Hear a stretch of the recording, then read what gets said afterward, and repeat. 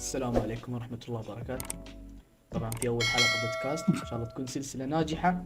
معانا أول ضيف المخضرم الناجح الأستاذ أبو لهب.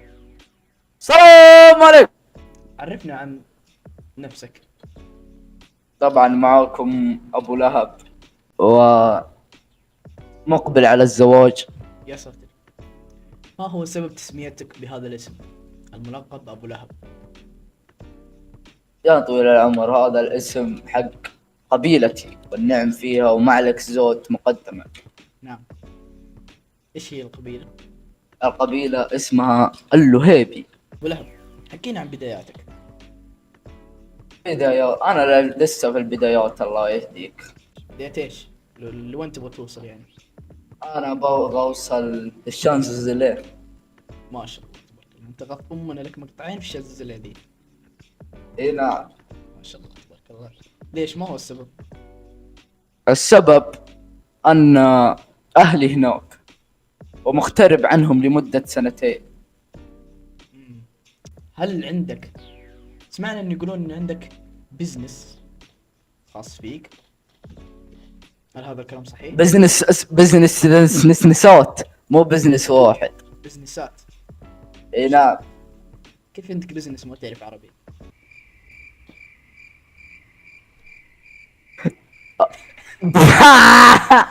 طبعا عندي 3 بزنسات. ما شاء الله. اول بزنس يا طويل العمر محل حلويات مشهور في المدينة المنورة، ايش اسمه؟ اسمه ابو لهب فرع 2. يا ساتر، ولا بتتوقع نعم. يجون يشترون من عندك؟ اي نعم، نبيع حلاوة بالضفدع بالضبط. وحلاوة بالجراد وكذا يعني. يعني افكار مبتكرة ما شاء الله.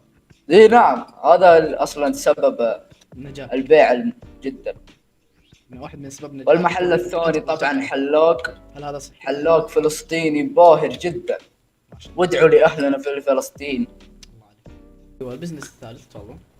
البزنس الثالث يا حبيبي سوبر ماركت. هو سوبر ماركت، بس سوبر ماركت بس مجمع في نفس الوقت. كيف؟ معروف كمان في السعودية. وضح لنا ايش اسمه. اسمه اسواق التميمي. اوه، ملكك اسواق التميمي؟ اي نعم. كيف اسمه اسواق التميمي وانت الهيبي؟ لا عشان ليش سميته كنت بهذا الاسم؟ متزوج مسيار واحدة تميمية، اوه، سميته عشان نفس قبيلتها. الله عليك. والله صراحة تستاهل ما شاء الله انه نقفل المقطع الحين. والله حبيبي. طيب، في اشاعات طلعت خصوصا المقطع الاخير في اليوتيوب لي. طلع انك كنت تقول انك امك من ماليزيا وانك تجيد اللغة الماليزية. هل هذا نعم. صحيح؟ بالله حط لنا اللقطة اللي يقول انه يتكلم ماليزية. تبغاني اتكلم لك ماليزيزية؟ طيب تفضل تكلم ماليزية انت، خلينا نسمعك. شبري هو بوجي. ايوه، ايش معنى هذه؟ هذا معناته اتمنى لك يوما سعيدا. وكمان كان يقول انه اهلك من الشانزليزيه. اي نعم صحيح. صحيح هذا الكلام؟ صحيح. ويقال ايضا انه ولد عمك اينشتاين. اينشتاين وجون سينا. اينشتاين وجون سينا. اي نعم. ما شاء الله تبارك الله. قصتي مع جون سينا قصة. اوب وش جون سينا جاني يوم من الايام طبعا في زواج اخوه. زواج اخوه. كان لابس البشت زي كذا، يعني لابس البشت والثوب قاعد يصب قهوة. ما شاء الله تبارك الله يعني. رجال. يا طويل العمر انا نثرت القهوة بالغلط على ثوبه. اوف، تلقاه خش فيك. وجاء يعني يغلط علي. واه، ايش سويت انت؟ وعاد انا ما تحملت، طبيت في ضرب. دعست جون سينا. ايوه.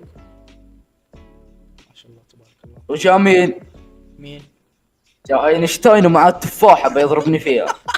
ايوه اسلم، اينشتاين جاك. ايوه. جاء اينشتاين وماسك التفاحة بيضربني فيها. يا طويل العمر وانا اعطيه برجلي زي كذا ويطيح، واخذ التفاحة واحطها في فمه. ولا مين جاني فزعة؟ مين؟ الرومان رينز صبحي. اوب صبحي ان رومان رينز صبحي ايوه جاب الصبح جوني. الزواج. لان العروسه صبحيه، اوه ما شاء الله، يعني معزوم. وجاء فزع لي يوم انه جاي يفزع لي بيضرب جون سينا، وانا ادير من رينس كف، اقول له سرد بامه انا لحالي اقدر اخذ حدي. لا جو كلهم الثلاثه خشوا فيني، ايوه واقعد وامسك دله الشاهي اللي كان يصب فيها جون سينا، ما شاء الله. واقعد واصقع فيهم واصقع فيهم واصقع فيهم. وجاني عمي اللي هو ابو العروس ابو العريس، ما شاء الله. قال لي هدي هدي يا ابو لهب امسحها في وجهي هدي. بعد ما دعستم قلت كله. والله عشانك، قلت والله عشانك. اوف لو اللي ما هداك خلاص طيب هدى. ايش كنت بتسوي؟ قال ايش؟ لو ما هداك عمك ايش كنت بتسوي؟ كنت بنهيه في الزواج، كنت بقلب الزواج عزا. اوب اوب اوب. ايوه طيب الان تخيل لو جنسين يتابع المقطع، ايش بتوجه له كلمه؟ قول له اصلا جسينا الحين في العنايه مركزه من الضرب اللي جاء. اوب اوب. لا ايوه يعني ما يقدر يطلع المقطع. اوه سالفه قريبه يعني. ايوه في مستشفى الملك فهد الحين في الدور 5 غرفه رقم 213. يقولون طلعت اشاعات انك بتزوج، هل هذا صحيح ولا لا؟ طبعا اشاعات كانت في تويتر، الان الحين تغريدات طالعه قدامكم في الشاشه، طالع هاشتاج عليك وكذا، هل هذا الكلام صحيح؟ نعم نعم نعم، كنت متزوج مسيار قبل سنتين، قبل سنتين. وازواج طبعا قسموا نصيب، نعم ما تدري وين الخير. صحيح والله كلام صحيح. ما كتب لنا الله قسمه نصيب في الزواج هذا، وطلقته بعد الزواج ب10 شهور. ما شاء الله. طيب ايه وبس. استاذ ابو لهب، كيف قدرت توصل لهذا المكان، نجاحاتك هذه؟ يا حبيبي هذا البزنس طبعا يبغى له شغل. ترى كان عندي شركة استثمارية كبيرة ايش هي الشركه؟ اللي هي اديداس. الله اديداس ملك. اديداس ترى انا المالك الاول، بس ما شاء الله، أنت مؤسس. مع بداياتها عام 1958 مم. ما في بيع وشراء وكذا، دقيقه 1958 وبعت على واحد تخيل. امريكي. ايش؟ 1958 انت اسست الشركه ذاك الوقت؟ ايوه ما شاء الله. والله ما كتب لي فيها، وبعت الشركة على واحد أمريكي، وما شاء الله الحين صارت من أكبر الشركات. والله يرزق ويكتب له الخير. بس والله يا ولد ربي ما ادري كيف ماسك الضحك انا. هذا صلاة ربك إني صرت يوتيوبر. اعطينا كلمه حاب توجهها لي انا. ليه كل بودكاستات الناس واليوتيوبرز، سوالف بزنس، سوالف مدري ايش، سوالف بدايات، سوالف نجاحات، احنا سوالف كذب. ما شاء الله تبارك الله. قبله ما يسولف كذب، ولا سالفة قلتها لك غلط. لا يا شيخ تقول ايوه نعم، احطه في ذمة اصيل انه ولا سالفة قلتها لك.